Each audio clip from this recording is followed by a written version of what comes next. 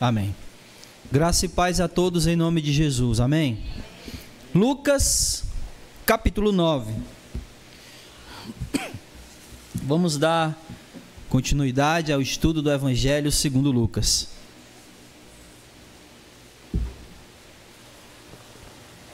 Iremos ler a partir do versículo 51. Lucas, capítulo 9, versículo 51.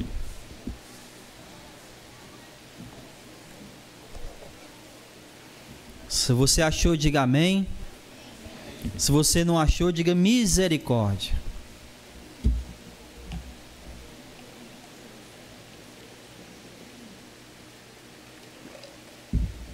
Amém. Lucas 9, a partir do versículo 51, a Escritura diz assim: quando se completavam os dias para que fosse elevado ao céu, ele manifestou o firme propósito de ir para Jerusalém. Enviou mensageiros à sua frente. Eles foram e entraram num povoado de samaritanos para lhe preparar a pousada. Mas os samaritanos não o receberam, pois viajava para Jerusalém. Quando viram isso, os discípulos Tiago e João disseram: Senhor, queres que mandemos descer do céu fogo para os consumir? Ele, porém, voltando-se, repreendeu-os. Vós não sabeis de que espírito sois, pois o Filho do Homem não veio para destruir a vida dos homens, mas para salvá-la. E foram para outro povoado. Quando iam pelo caminho, um homem lhe disse: eu te seguirei aonde quer que fores. E Jesus respondeu: as raposas têm tocas, as aves do céu têm ninhos, mas o Filho do Homem não tem onde descansar a cabeça. E disse a outro: segue-me. Mas ele respondeu: permite que primeiro eu vá sepultar o meu pai. E Jesus respondeu: deixa os mortos sepultarem os seus mortos. Tu, porém, vem e anuncia o reino de Deus. E outro disse: Senhor, eu te guiarei, eu te seguirei, mas deixa-me primeiro despedir-me dos meus familiares. E Jesus, porém, respondeu: ninguém que ponha a mão no arado e olhe para trás é apto para o reino de Deus. Vamos orar, meus irmãos. Bendito Deus, Pai amado, louvado e engrandecido seja o teu santo, bendito e precioso nome. A ti, Senhor, sejam as glórias, honras, louvores, porque o Senhor é digno de tudo isso, Senhor, e muito mais. Que os nossos louvores sempre sejam direcionados a Ti. E somos gratos a Ti, Senhor, por toda a benevolência, por toda a bondade, por toda a misericórdia e amor, pela qual o Senhor tem derramado sobre nós. Somos eternamente gratos por esse favor, eternamente gratos pela obra salvadora em Cristo Jesus, a qual nos perdoou, nos lavou, nos remiu, nos santificou e nos deu, Senhor, a esperança de vida eterna. Obrigado, Senhor, por cada uma dessas coisas. Obrigado pelo dia, obrigado pela saúde, obrigado pelo trabalho, pelo ar que respiramos, enfim, obrigado por tudo que o Senhor tem nos proporcionado.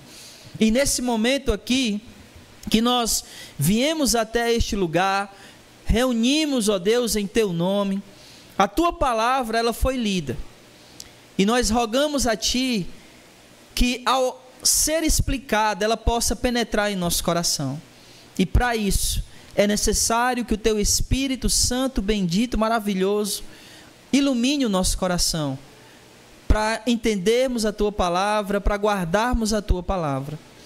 Nos dá, Senhor, a compreensão que precisamos, para que a Tua palavra penetre profundamente em nosso ser. E especialmente, ó Deus, eu quero Te rogar que eu possa ser apenas um instrumento, Senhor. Apesar de falho, apesar de não ser perfeito, mas que eu seja um instrumento pelo qual o Senhor vai dizer a tua palavra. Me usa conforme a tua vontade, faz assim, ó Deus, a tua vontade em minha vida, em nossas vidas. Em Cristo Jesus oramos e no nome dele também te bendizemos e já agradecemos, hoje e sempre. Amém, Senhor. Glória a Deus. O que nós vimos no estudo da semana passada foi basicamente o seguinte: nós vimos Jesus curando, né, o endemoniado, não é isso? Não é isso? A partir do versículo 37, Jesus curando um rapaz que estava endemoniado. Depois, nós vimos Jesus acabando com aquela discussão entre os discípulos dele, de quem era o maior, está aí no versículo, a partir do versículo 46, e depois Jesus dizendo que aqueles que não eram contra nós, eles eram por nós. E aí, depois desse relato, que foi o que nós estudamos na semana passada, Lucas, ele vai relatar mais duas coisas, que é o que a gente vai estudar hoje aqui. Ele vai relatar os samaritanos, eles se recusando em receber a Jesus, aí a partir do versículo 51, e ele vai falar sobre as renúncias que aqueles que querem seguir a Jesus precisam fazer, está aí a partir do versículo 57. Então, basicamente é isso que a gente vai estudar hoje. Os samaritanos se recusam a receber Jesus e a auto-renúncia. Então vamos para o versículo 51, acompanhe comigo aí, por favor. Pode fazer. Esse samaritano aqui é aquele para quem Jesus manda para entregar, o Atos. São os mesmos samaritanos. Eles já tinham rejeitado Jesus. Na verdade não eram os samaritanos, né, que pediram para Jesus sair de lá. Eram os gerasenos que tinham pedido para Jesus sair de lá. Mas o fato é que não apenas nessa parte aí, quando eles vão pregar lá, mas quando Jesus ele é assunto aos céus, ele diz isso: ide por toda Jerusalém, Judeia, Samaria, que é eles aqui, e até os confins da terra. Então, o evangelho, ele veio primeiramente, que o evangelho, Jesus, ele vem primeiramente aos judeus, e a partir dos judeus, ele se expande para todo lugar do mundo, até chegar em nós, que somos gentios, que seriam os confins da terra lá de Atos, né? Muito bem, versículo 51. Quando se completavam os dias para que fossem elevados aos céus. Eu quero parar aqui, porque aqui tem uma coisa muito importante. Aliás, aqui tem coisas importantes para todo lado. Mas Lucas, ele começa com esse assunto da ascensão de Jesus. Ele diz que se completaram os dias onde Jesus iria ser levado ao céu. E obviamente ele está falando aqui, né, Lucas, ele está falando que chegou a hora, não só de Jesus ser levado ao céu, mas chegou a hora dele ser morto, ressuscitar e depois ser levado ao céu. Então a ideia aqui é essa. Aproximaram-se os dias para isso. Os dias estão chegando cada vez mais perto desses dias. Então, como Jesus sabia disso, ele deseja no coração ir para onde? Leia aí o versículo 51, para onde é que ele quer ir? Para Jerusalém. Por que ele quer ir para Jerusalém? Porque é lá que ele vai ser crucificado. Então, à medida que os dias dele ser levado ao céu se aproximaram, ele manifestou o desejo de ir para lá. Só que aqui, meus irmãos, tem uma coisa que é muito importante. E o que é importante aqui? É que parece que aquela questão a respeito de quem é Jesus, ela está voltando aqui. Se a gente voltar um pouquinho, volte aí comigo para o capítulo 8, por favor.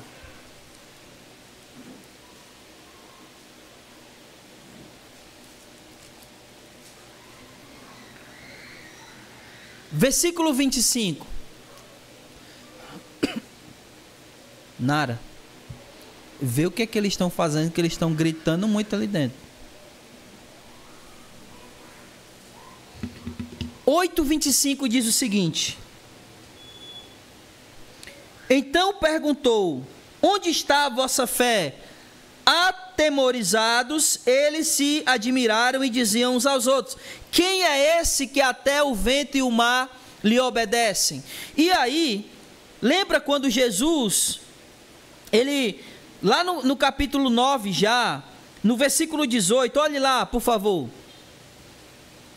Jesus pergunta para eles: quem as multidões dizem que eu sou? E aí Pedro responde no versículo 20: tu és o Cristo, o Filho de Deus. Após isso aqui, acontece a transfiguração.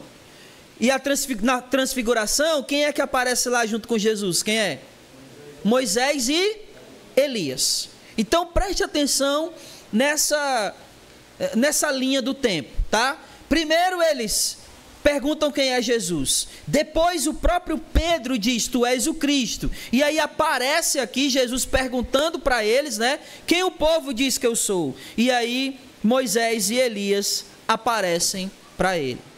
Então parece que essa discussão de quem é Jesus está voltando. Por que ela está voltando? Porque aparecem duas coisas aqui nesse primeiro relato de Lucas. O primeiro é sobre a ascensão de Jesus. Não é isso que Lucas diz? Quando se completaram o dia de que ele ia ser assunto ao céu, elevado ao céu. E aí, lá no versículo 54, o que é que João e Tiago perguntam para Jesus? O que é? No versículo 54 aí do capítulo 9, que a gente leu hoje. Isso. Agora preste atenção. Quem foi que fez cair fogo do céu e foi levado ao céu? Elias. Parece que essa discussão sobre quem é Jesus, ela está voltando.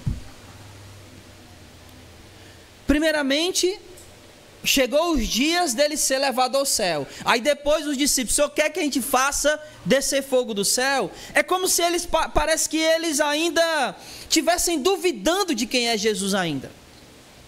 Mesmo depois de tudo aquilo, mesmo depois de Jesus perguntar quem a multidão diz que eu sou, mesmo depois de Pedro declarar, mesmo depois da transfiguração, onde Deus aparece, né? Aliás, Deus aparece, não, Deus fala: esse é meu filho, a ele ouvi. Parece que eles ainda estão em dúvida sobre quem é Jesus. Ele vai ser levado ao céu, o Senhor quer que a gente faça descer fogo do céu? Só Elias fez isso. Então parece que eles estão em dúvida: será que é Jesus? É o Elias? Quem será que ele é? A grande questão aqui é que os discípulos de Jesus, nesse período do ministério de Jesus, em alguns momentos eles tiveram dúvidas. Às vezes sobre eles, às vezes sobre a vida deles, às vezes até sobre Jesus. Mas tem uma coisa que, mesmo nas dúvidas, eles nunca fizeram. E o que foi?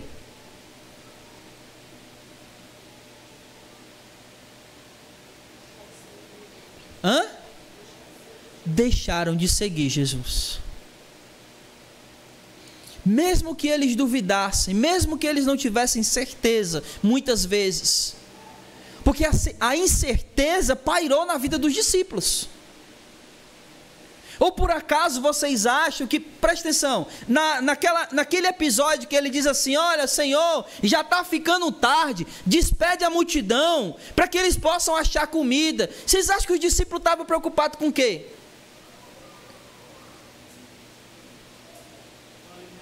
Com o alimento deles. Porque o que eles tinham lá com eles? O que era? 5 pães e 2 peixes. Como eles iam comer se tem uma multidão? A incerteza pairava na vida dos discípulos em todo momento. Quando Jesus manda eles, e a gente viu isso, né? Jesus manda eles eles levarem o quê? Hã?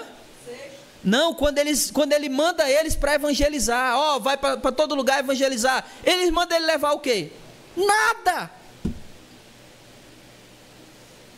Então a incerteza era algo que pairava sobre a vida dos discípulos.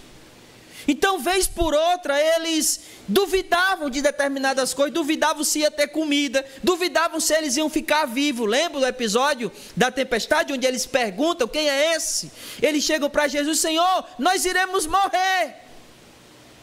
Naquele momento eles duvidaram de quê? Se eles iam ficar vivos.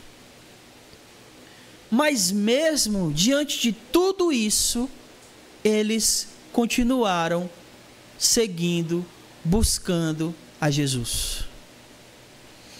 E isso aqui é uma lição para a gente.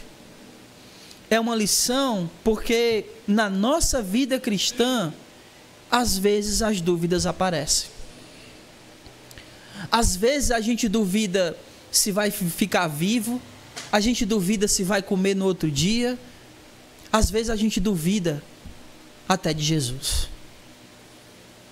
Isso é uma coisa que infelizmente acontece na vida do crente.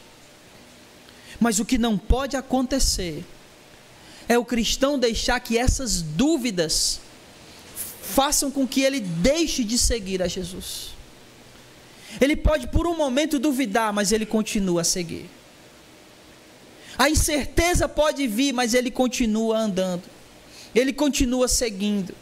Ele continua em direção à verdade que é Jesus. Porque quando ele continua na caminhada, a incerteza vai embora. Porque quando ele continua em direção à verdade, essas dúvidas são sanadas. Elas passam. E se nós, como discípulos de Jesus, cujo coração muitas vezes é mau,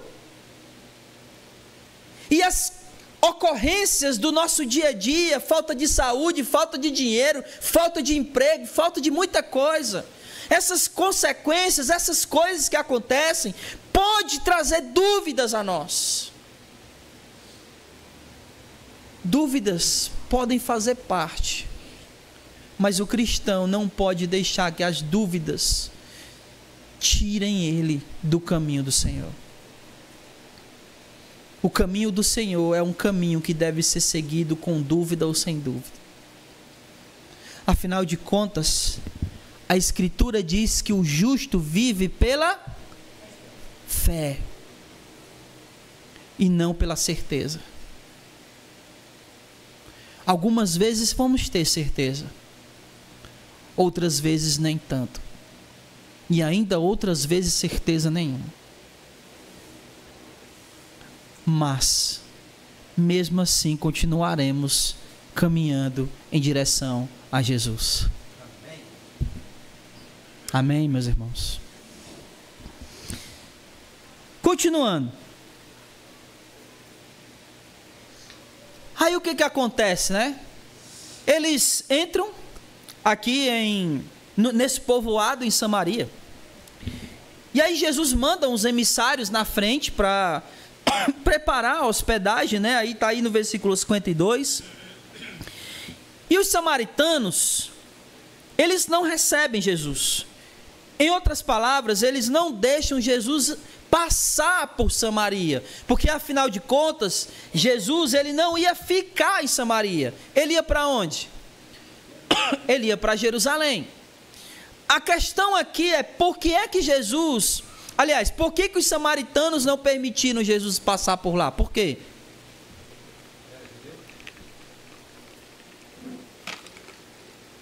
E o que é que tem a ver? Era isso mesmo, mas o que é que tem a ver? Jesus ser judeu e os samaritanos não deixar ele passar lá.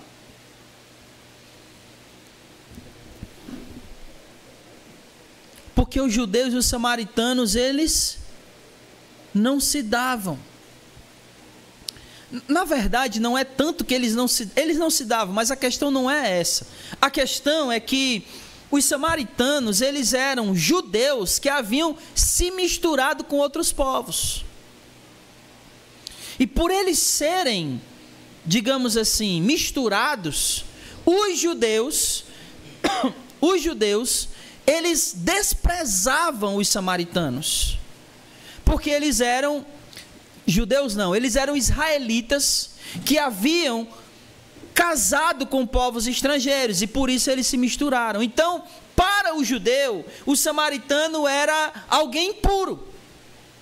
Porque ele não tinha mais a raça pura, vamos dizer assim, do israelita. Ele havia se misturado com outros povos. E para a gente entender isso, a gente teria que ir um pouco mais lá atrás, quando Israel se dividiu em dois, né? Israel com Davi e com Salomão, ele era um reino só. E aí quando Salomão morre, o reino se divide em dois, o reino do norte e o reino do sul. O reino do norte fica sendo Israel e o reino do sul fica sendo Judá. E é por isso que o povo vai passar a se chamar judeu, por causa da tribo de Judá. E aí, o reino do norte, que era Israel, ele é levado cativo pelos assírios. E eles se misturam ali com aqueles povos para onde eles foram cativos. Já o judeu não, ele foi levado para a Babilônia, permanece na Babilônia e volta para Jerusalém com Esdras e Neemias. Mas os samaritanos se misturaram. Entenderam agora a questão deles?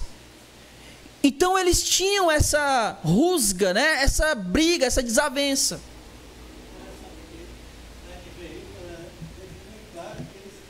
É como se eles chegaram lá e disseram, vai só passando, está indo para Jerusalém. Ele disse que ele estava sabendo que ele ia para Jerusalém. Exatamente. E a grande questão aqui era justamente o fato de Jesus ir para Jerusalém.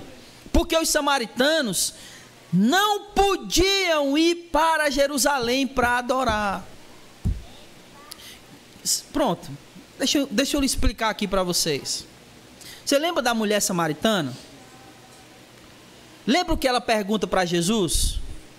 Os nossos pais adoravam neste monte. Que monte é esse?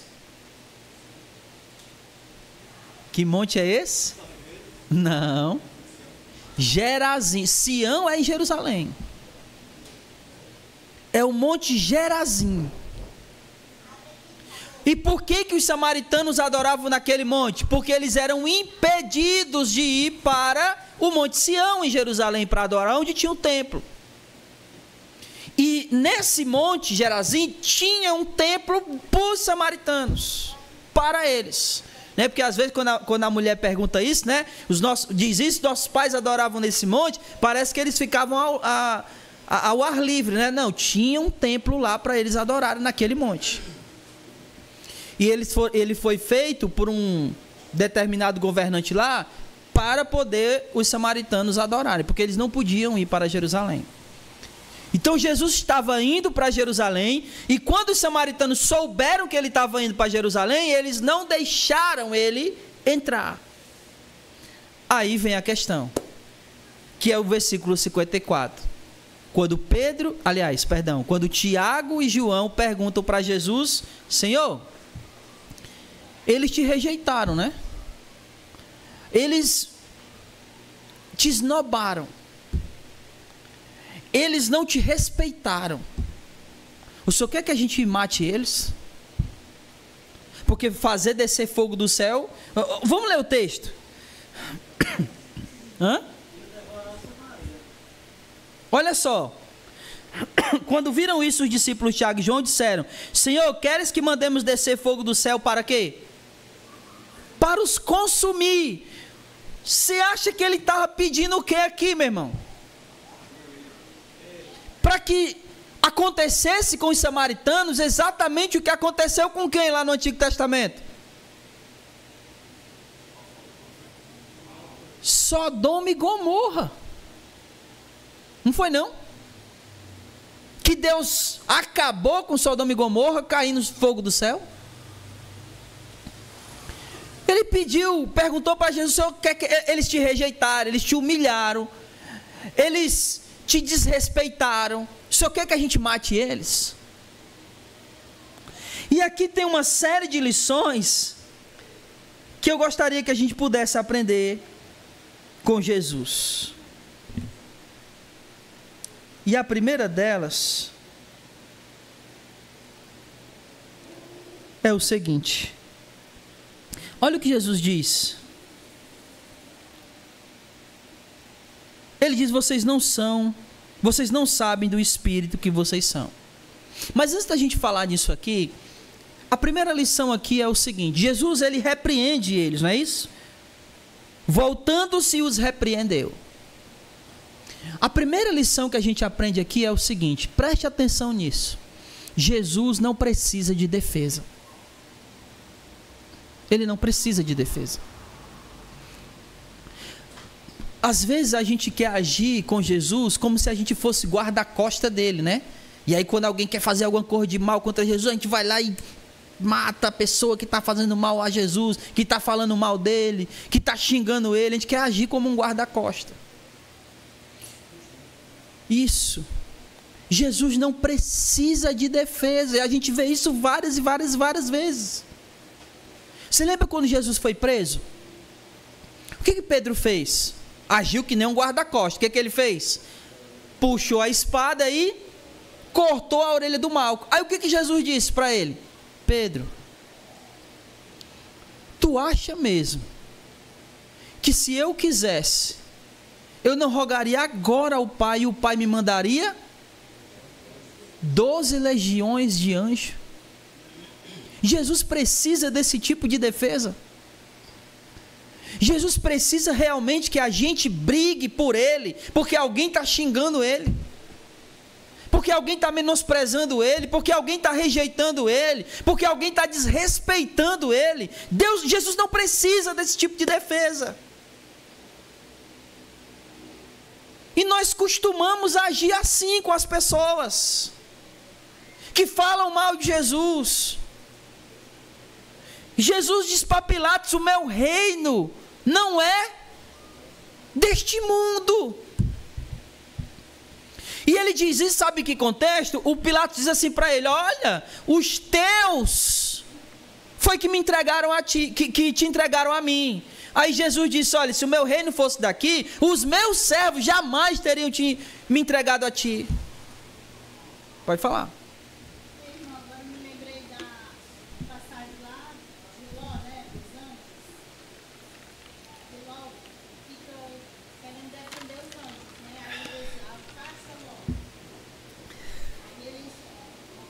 Bem lembrado.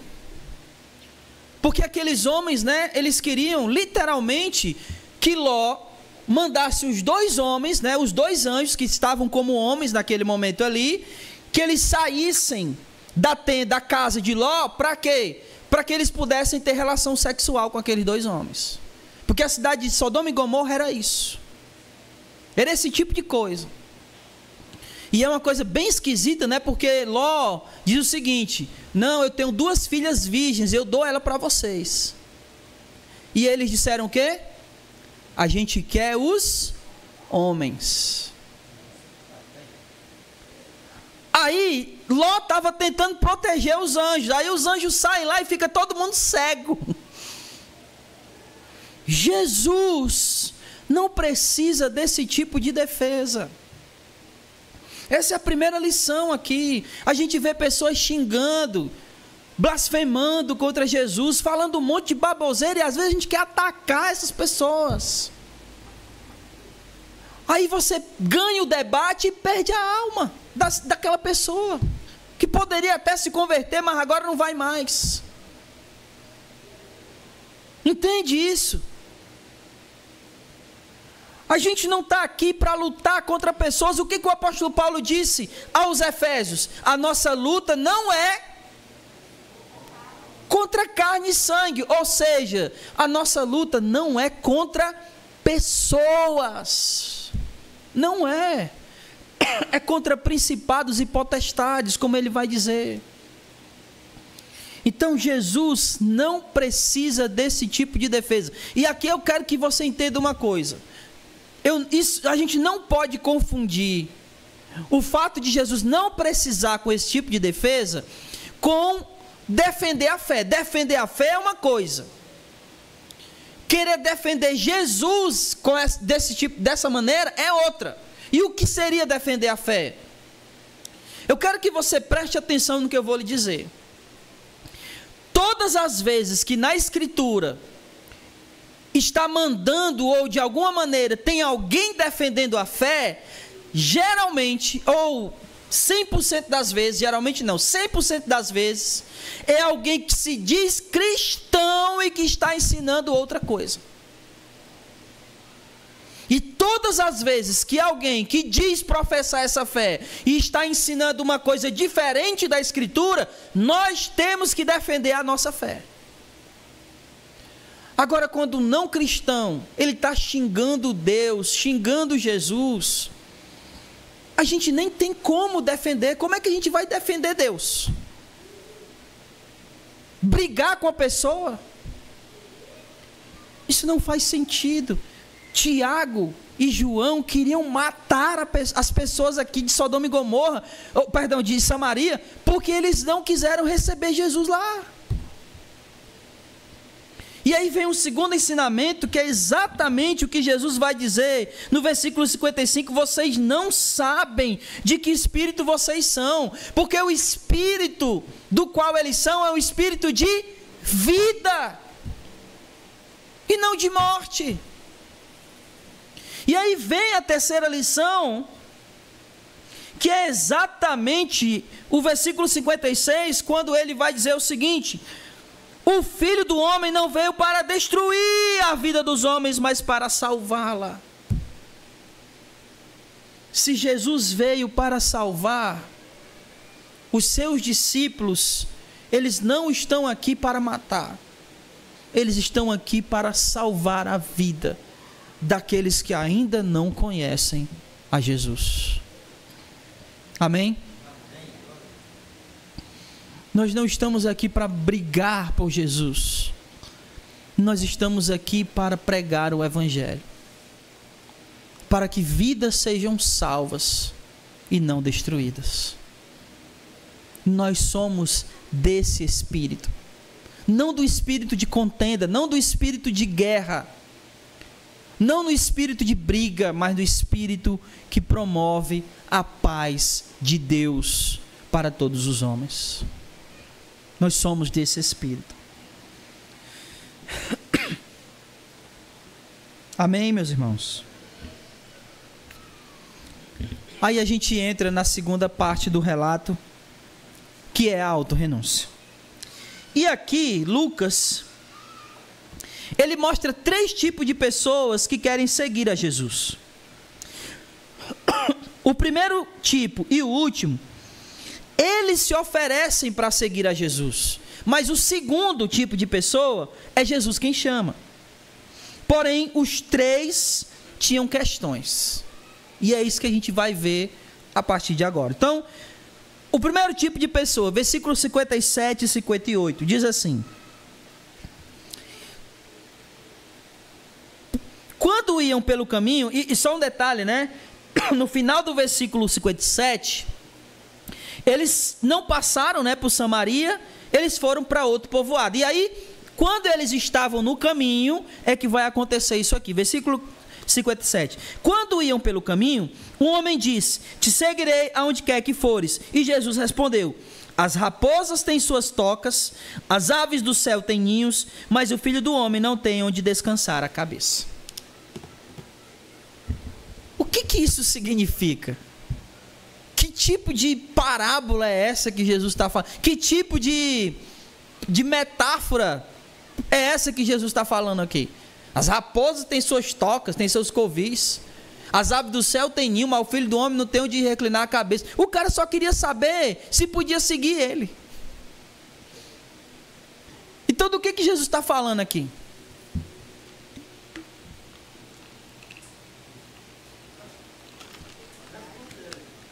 Hã?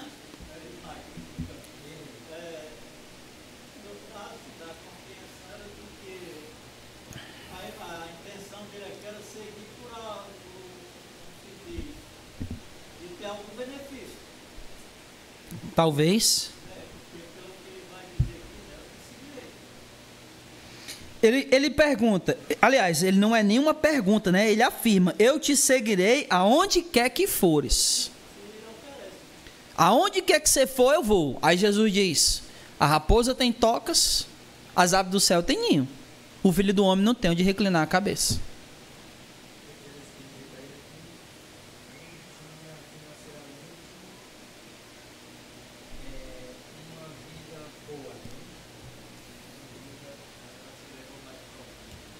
Aqui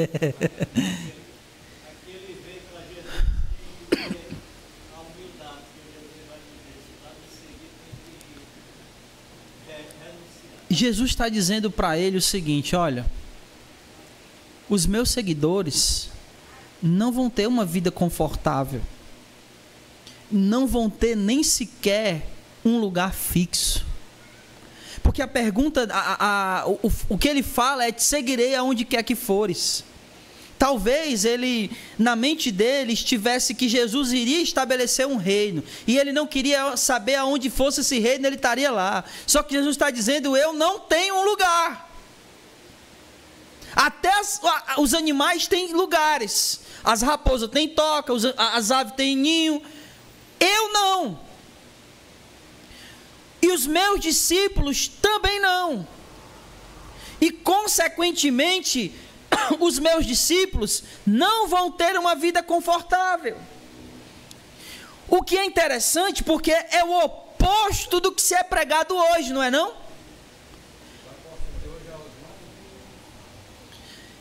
Vem para Jesus e tu vai ficar rico. Vem para Jesus e tu nunca mais vai ter dificuldade. Jesus está falando o contrário aqui. O filho do homem não tem onde reclinar a cabeça, não tem um lugar fixo. E de fato, nos 3 anos de ministério dele, Jesus tinha casa. Nos 3 anos de ministério, não estou falando antes, estou falando nos 3 anos de ministério, ele tinha casa? Não. Ele passava de cidade em cidade, às vezes ficava em tendas, às vezes ele ficava na casa de alguém, mas não tinha um lugar fixo.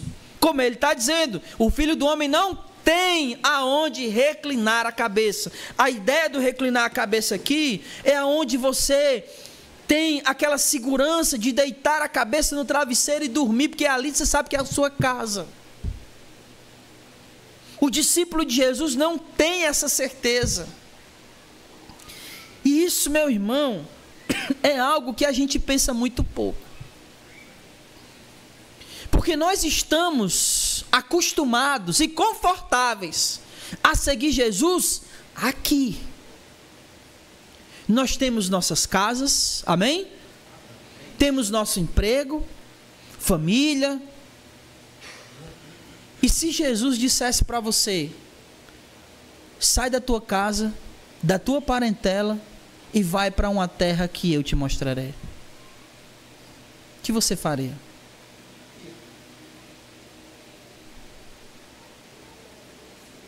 Ele está dizendo aqui com isso que servir a Jesus não tem um lugar específico. O lugar para se servir a Jesus é para onde Ele nos chamar e nos enviar. Mas nós estamos acostumados e confortáveis em seguir a Jesus aqui. Isso veio à minha mente muito forte, porque esses dias eu vi a possibilidade de ir para um outro estado trabalhar no reino de Deus. E eu fiquei pensando, porque se eu fosse, eu teria que deixar tudo aqui. Tudo. Eu não estou dizendo que foi um convite, eu estou dizendo que foi uma possibilidade de ir para um outro estado e trabalhar com o reino de Deus. Mas eu estou tão confortável aqui, não é?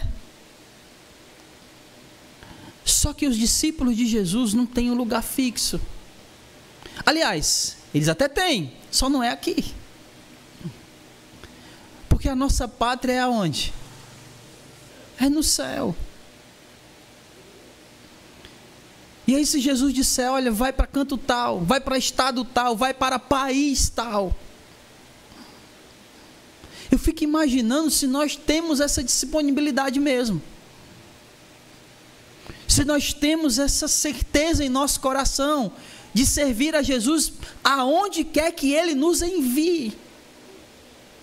Porque é isso que Ele está dizendo para aquele rapaz. O discípulo de Jesus não tem lugar fixo. Por que não? Porque o próprio Jesus não teve. Os animais têm. As raposas, as aves. O Filho do Homem não. E nem os seus discípulos. E é interessante porque a gente vai ver na semana que vem Jesus mandar 70 pessoas fazer essa obra de sair pregando o Evangelho. Mas é uma coisa que eu gostaria que a gente pensasse, meu irmão. Se Jesus nos dissesse o que Ele disse para Abraão, que eu falei aqui, né? Sai e vai para uma terra que eu vou te mostrar. Quantos de nós deixaríamos tudo, abriríamos mão de tudo para fazer a vontade de Deus? Quantos de nós faremos isso? Deixaremos pai, mãe, só com a nossa família, esposa, marido, filhos, para ir para onde Deus disse que a gente deve ir? Porque isso é ser discípulo de Jesus. Uma coisa que me faz pensar sobre isso é quando eu vejo, por exemplo, aqueles meninos do AME. Você lembra do AME? Lembra ou não lembra? Aqueles meninos, muitos deles são de outras cidades. O AME é em João Pessoa, se não me falha a memória. E eles vêm de todos os estados e vão para João Pessoa estudar e passam 2 anos lá. E depois de 2 anos eles são enviados para outra cidade para passar mais 1 ano servindo a uma congregação. É isso que eu estou dizendo. Deus envia eles para outros lugares. Domingo eu estava pregando lá em Fortaleza e eu conversando com uma irmã cuja filha dela está no AME. E ela estava dizendo para mim, o coração fica apertado, mas eu sou feliz, eu estou feliz porque eu sei que ela está fazendo a vontade de Deus. Ela disse, eu falo com ela quase todo dia por vídeo chamado, o coração aperta, é verdade, a saudade dói, mas eu sei que ela está fazendo a vontade do Senhor. E isso é o que verdadeiramente importa para nós. Não é se a gente está confortável, é se nós estamos ou não fazendo a vontade de Deus. Amém? A segunda coisa aqui, ou o segundo grupo de pessoas, né? Esse aqui, o primeiro, ele se oferece, assim como o último também. Mas esse segundo é Jesus quem chama. E ele diz o seguinte: e disse a outro, segue-me. Mas ele respondeu, permite que eu primeiro vá sepultar meu pai. Jesus lhe respondeu, deixa os mortos sepultarem os mortos, tu porém vai e anuncia o reino de Deus. Eu preciso explicar isso aqui para não parecer que Jesus está sendo insensível, né? Porque o menino está dizendo, o rapaz está dizendo, deixa primeiro eu sepultar o meu pai. Quando ele diz isso, quando a gente lê isso, qual a impressão que a gente tem?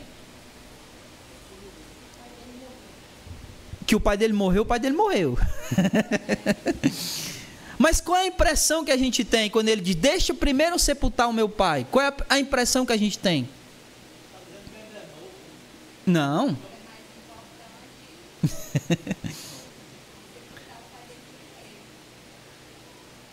Qual a impressão que nós temos? Jesus diz, me segue. Ele, peraí, deixa primeiro eu enterrar meu pai. Qual a impressão que a gente tem? Não, não é isso. A impressão que a gente tem é que ele estava num velório. É que ele morreu.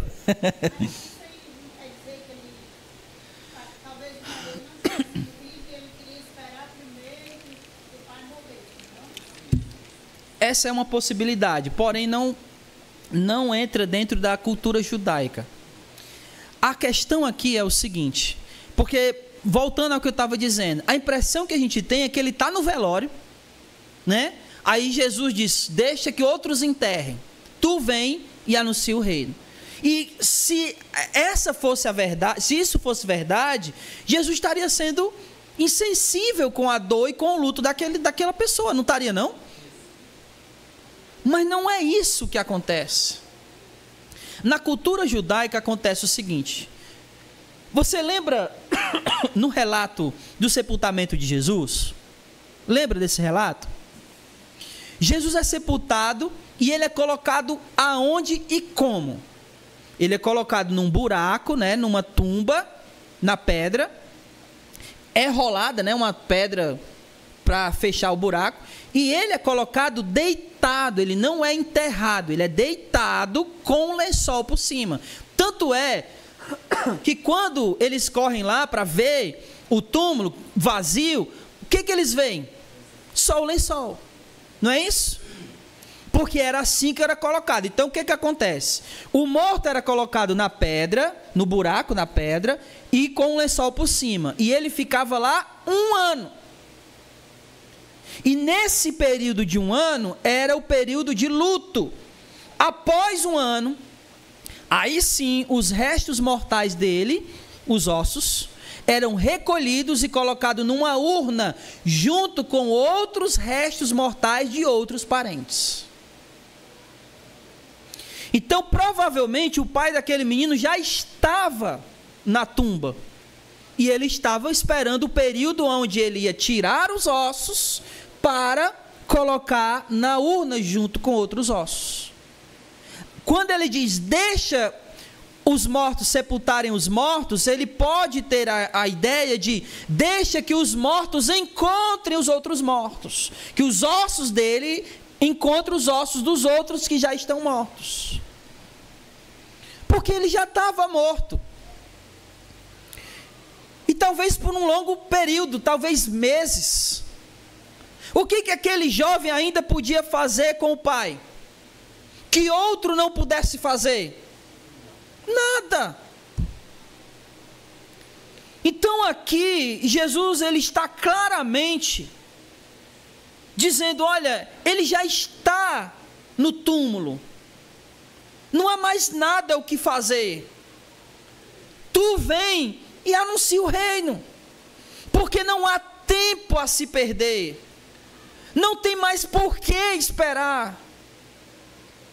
Quantos a gente conhece, meus irmãos, que vivem ainda no passado por pessoas que já morreram. E continuam vivendo, vivenciando essa dor, esse luto, sendo que já passou. Não é que a gente vai ser insensível e não nos lembrar de pessoas que já se foram, mas essas pessoas já se foram. Nós anunciamos o reino, porque isso é urgente. A gente conhece N pessoas que estão sempre trazendo à tona, trazendo aquela dor de volta. Ah, o meu pai, ah, minha mãe, ah, meu irmão, ah, o fulano. E muitas vezes deixam de vivenciar o reino, porque ainda estão no passado vivendo essas dores. Olha o que Jesus vai dizer no final do versículo 58. Perdão, no final do versículo 60, não é isso? Deixa os mortos sepultarem os mortos, tu, porém, vai e anuncia o reino. Esse segundo ensinamento, o primeiro ensinamento, lá no versículo 58 é, o discípulo de Jesus não tem um lugar específico para servir a ele, é onde quer que ele mandar. Esse ensinamento é, não há tempo a perder. Não há tempo a perder. O evangelho precisa ser anunciado com urgência.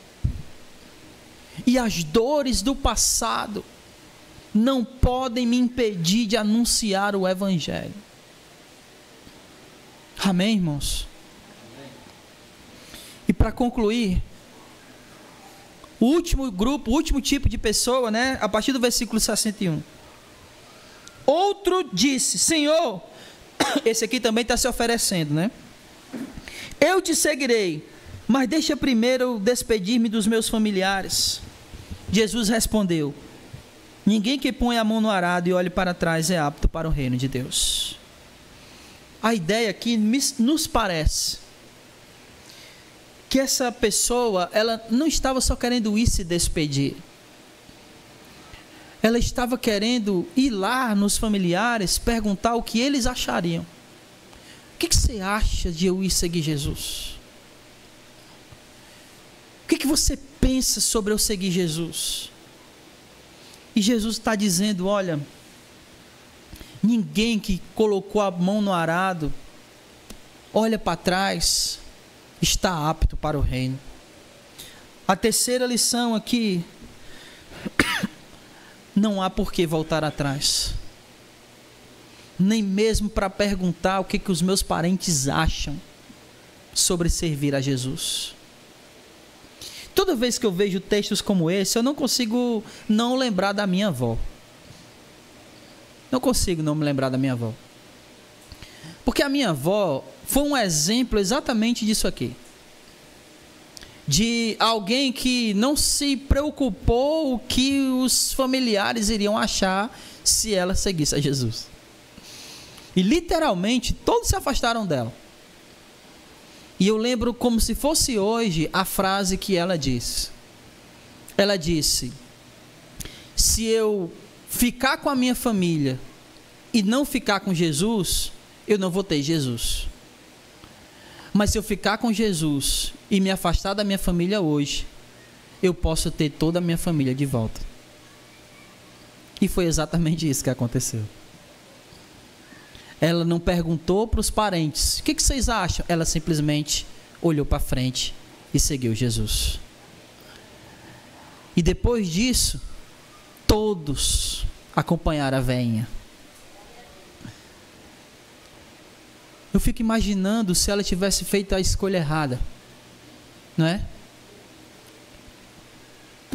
Eu creio que o evangelho poderia chegar até nós também de outra maneira, mas eu creio que ela foi o canal de Deus para isso, para que o evangelho chegasse até nós. Então Jesus está dizendo: não há por que voltar atrás. O caminho do discípulo é um caminho de seguir ao seu mestre, o seu Senhor. O caminho do discípulo não é perguntar o que os outros acham. O que você acha de eu servir a Jesus? O caminho do discípulo é aquele caminho que não olha para trás e que não se arrepende de para onde está indo. E para onde nós estamos indo? Para onde? Para o reino eterno de Deus. É para lá que nós estamos seguindo. E o caminho até esse destino se chama Jesus.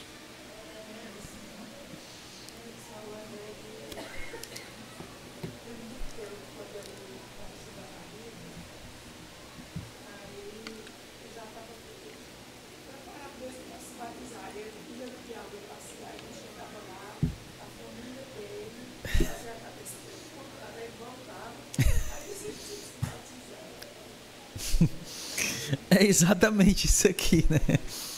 É exatamente isso aqui. Amém. Lições.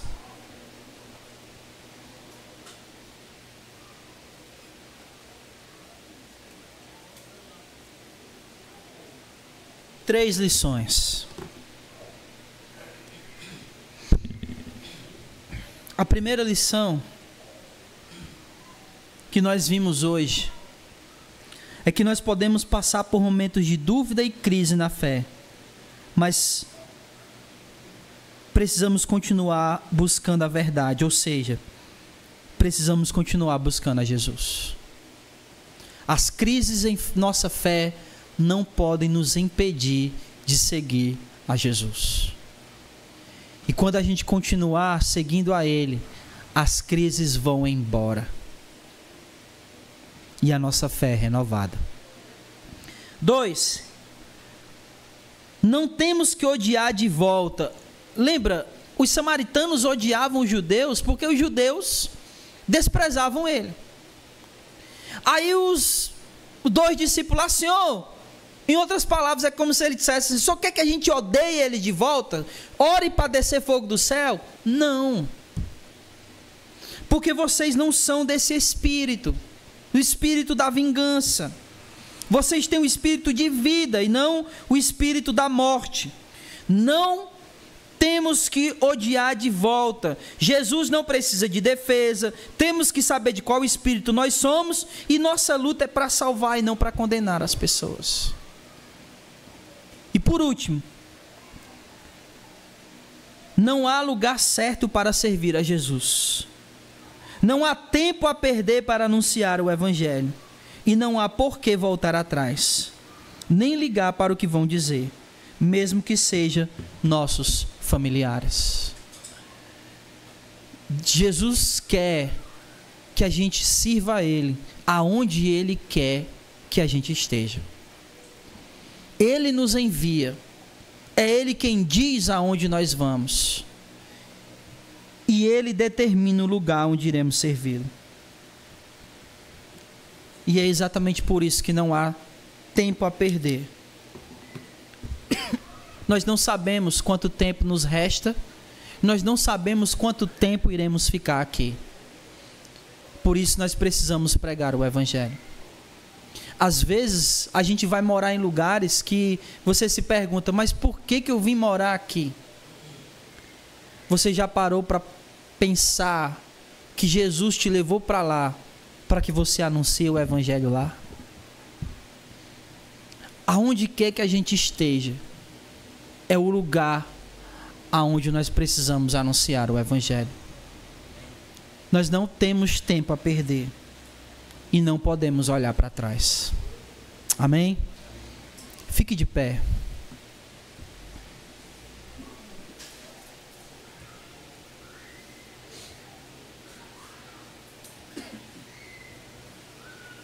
Oremos. Bendito Deus, Pai amado,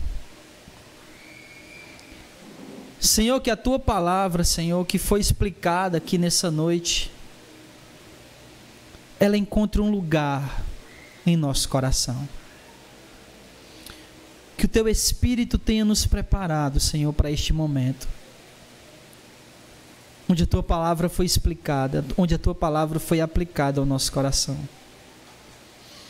Deus abençoa a cada um daqueles irmãos que hoje estão aqui, daqueles que porventura estiverem acompanhando pelas redes sociais e que vierem posteriormente a ouvir esse estudo. Abençoa cada um e edifica cada um com a Tua palavra. Nos molda e nos transforma. Que em nossas vidas, Senhor, a Tua vontade prevaleça. No nome de Jesus, esse é o nosso pedido. Nós queremos sempre estar na Tua vontade, debaixo da Tua vontade, submisso à Tua vontade. E nós queremos estar aonde o Senhor deseja que a gente esteja. O que importa verdadeiramente para nós é que a vontade do Senhor seja feita em nossas vidas. Nos abençoa dessa maneira. Esse é o nosso pedido. E nós te pedimos também que o Senhor nos leve em paz. Nos protege nesse caminho de volta, para que nenhum mal venha nos acontecer. E muito obrigado pela palavra do Senhor, que nessa noite foi lida, explicada e aplicada ao nosso coração. Fica com a gente, Deus. Em nome de Jesus. É isso que rogamos e desde já te agradecemos. Hoje e para todo sempre. Amém. E louvado seja o nome do Senhor. Vamos em paz. Que o Senhor nosso Deus nos abençoe e não saia sem dar a paz do Senhor.